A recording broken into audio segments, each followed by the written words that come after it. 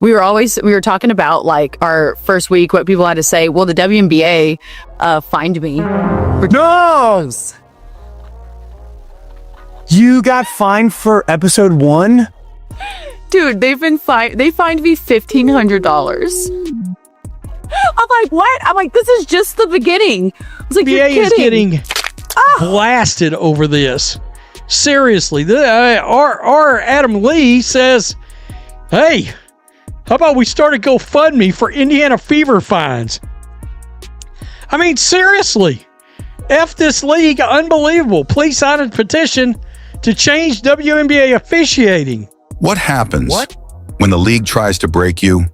When they fine you once, you shake it off. But when they fine you twice and you still refuse to back down, that's when you become unstoppable.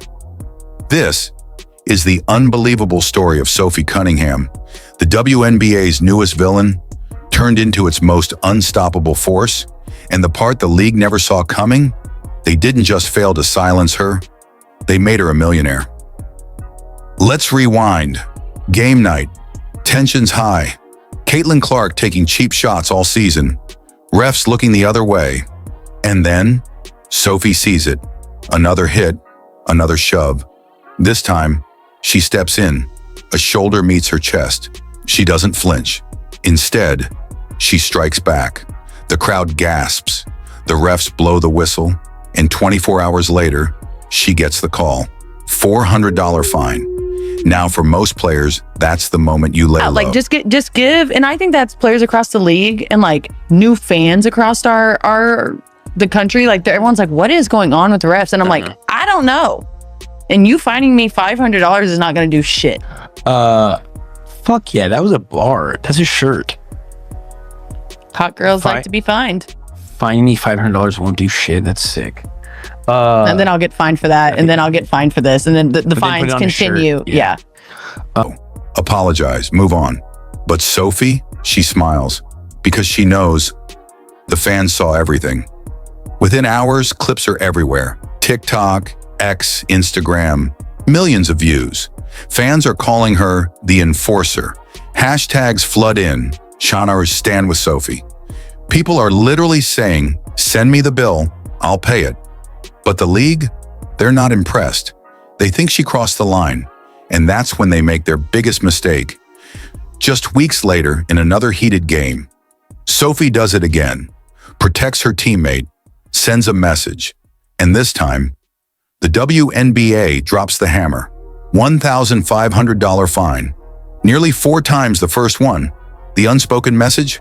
Sit down or you're done. But Sophie? Oh, she's just getting started. Because here's what the league didn't understand.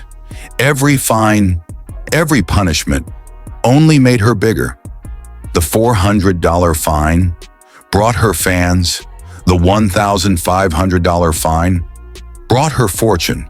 Within weeks, a $27 million Jordan brand deal, an Arby's sponsorship worth 7 figures, and her jersey over $1 million in sales, smashing WNBA records.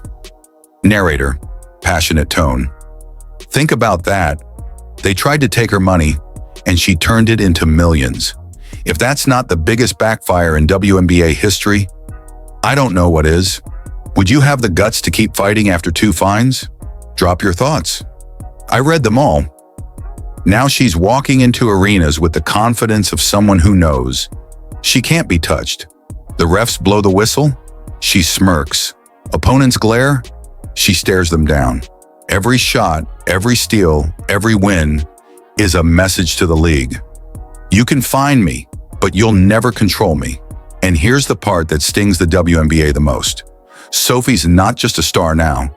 She's the star people pay to see. Now everybody knows who Sophie Cunningham is. Everybody wants a piece of Sophie Cunningham. Her jersey is the #1 selling jersey in the WNBA. Sold out. Now, so was this all just about basketball? Or was it about proving that no matter how much you try to silence someone, if they have the heart, the fire, and the fans behind them, you can't find that away? The WNBA created this monster, and now they can't stop her. If you want the next chapter of this Sophie Cunningham story, and trust me, it's coming, make sure you're subscribed, because this isn't the last fine, and it's definitely not the last fight.